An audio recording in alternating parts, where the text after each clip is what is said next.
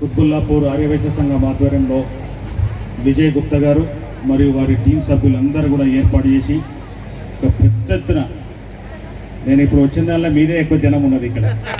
నేను దాదాపు ఇప్పుడు 8వ మీ దగ్గర రావడం. విజయ్ తమ్ముని మొదలే అడిగిన, ఫస్ట్ మీ దగ్గర రావాలన్నా తమ్మి అంటే, లేదన్నా నువ్వు 10-10:30 తర్వాతనే రావాలి, ఇక్కడ మొత్తం హంగామా ఉంటుంది అని చెప్పేసి అన్నాడు.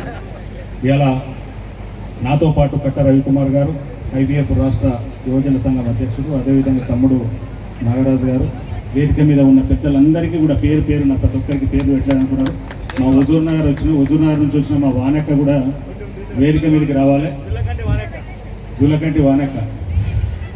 అదేవిధంగా సోదరి మనలందరూ కూడా కుంకుమార్చనలో కూర్చున్న ప్రతి ఒక్కరికి కూడా, ఎక్కడో పెనుగొండలో పుట్టిన మన వాసవి మాత బిడ్డ మనందరికీ కూడా ప్రపంచంలో ఆర్యవైశ్యులు ఎక్కడ ఉన్నా కానీ ఈరోజు ఒక పెద్ద పండుగ చేసుకుంటారు.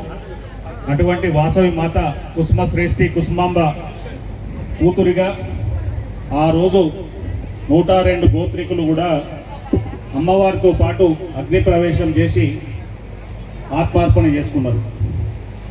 ఆ రోజు నుంచి ఈ రోజు వరకు కూడా ఆర్యవైశ్యులు ఎక్కడున్నా కానీ వాసవి మాత అమ్మవారి జయంతి వర్ధంతి ఘనంగా జరుపుకుంటాం. ఈరోజు తెలంగాణలో ఉన్న 25 లక్షల మంది ఆర్యవైశ్య బిడ్డలు గర్వంగా చెప్పుకునే రోజు ముఖ్యమంత్రి రేవంత్ రెడ్డి గారు అఫీషియల్గా సమ్మక్క సారక్క పండుగ ఎట్లుంటుందో మన వాసవి మాత అమ్మవారి జయంతిని కూడా ప్రభుత్వ పరంగా సొంత ఖర్చులతోటి తెలంగాణలో ఉన్న 33 జిల్లాల కలెక్టర్లు కూడా ఈరోజు ఆఫీసులలో కూడా అమ్మవారి ఫోటో పెట్టుకొని దండేసి అమ్మవారి పండుగను కూడా చేసుకున్న రోజు కూడా. అటువంటిది మన రేవంత్ రెడ్డి గారు ముఖ్యమంత్రి అయిన తర్వాత ఇవన్నీ కూడా కళలన్నీ కూడా సాకారం చేసుకున్నాం. అదేవిధంగా ఎప్పటి నుంచో 10 సంవత్సరాల నుంచి కొట్లాడుతున్న ఆర్యవైశ్య కార్పొరేషన్ కావాలని చెప్పి ఆ రోజులలో 5-6 వేల మందితోటి నేను గజ్వేల్ నుంచి కేసీఆర్ కాన్స్టిట్యుయెన్సీ నుంచి పాదయాత్ర చేస్తే ఈరోజు రేవంత్ రెడ్డి గారు ముఖ్యమంత్రి అయిన తర్వాత అది కూడా మనము కార్యరూపం దాల్చుకున్నాం. అదేవిధంగా రోషయ్య గారు మీకందరికీ తెలుసు, మన వైశ్య భీష్మ పితామహుడు 14 సార్లు బడ్జెట్ ప్రవేశపెట్టి ఆర్థిక మంత్రిగా రాజశేఖర రెడ్డి గారు ముఖ్యమంత్రిగా ఉండి రైట్ హ్యాండ్గా ఉన్న ఒక ఆధ్యాత్మికవేత్త, అతని పేరు మీద కూడా ఈరోజు అమీర్పేటలో ఒక హాస్పిటల్ కూడా రోషయ్య గారి పేరు పెట్టడమే కాకుండా లక్డిగా పూల్ చౌరస్తాలో రోషయ్య గారి విగ్రహాన్ని కూడా ప్రతిష్ఠించిన రేవంత్ రెడ్డి గారికి మన తెలంగాణలో ఉన్న ఆర్యవైశ్య జాతి తరఫున కూడా ధన్యవాదాలు చెప్పుకుందాం. ఎందుకంటే మేమందరము ఆయన ఇంటికి పోయినప్పుడు, గంజరాజమౌళి గుప్తా గారు మేమందరం కలిసి పోయినప్పుడు, సుజాత మేమందరం కలిసి పోయినప్పుడు, అన్న మీరు పొట్టి శ్రీరాముల గురించి అది మనకు ప్రభుత్వము వచ్చిన తర్వాత ఏదో వేరేళ్ళ పేరు పెట్టేసి మన పొట్టి శ్రీరాములు గారు 2 రాష్ట్రాలు కావాలని చెప్పేసి ఆ రోజు మద్రాసు రాష్ట్రం నుంచి ఆంధ్రప్రదేశ్ను ఏర్పాటు చేసిన 40 రోజులు ఆయన దీక్ష చేసి చనిపోయిన అతని పేరును మీరు మార్చే విధంగా ఉన్నారు.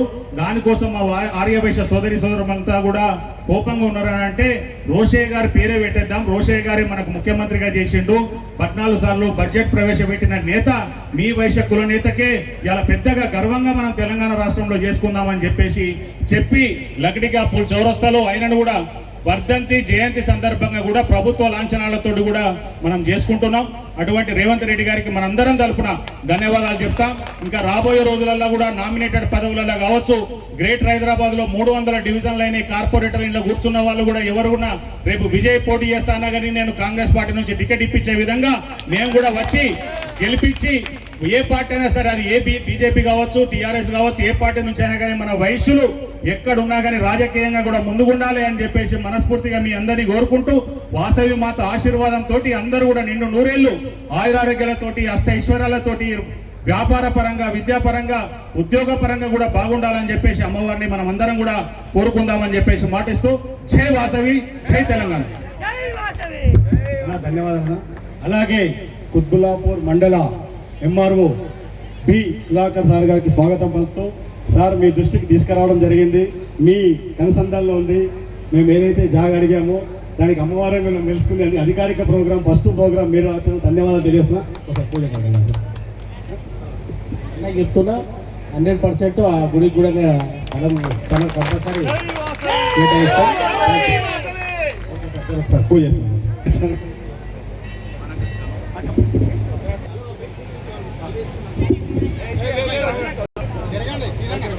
అయ్యగారు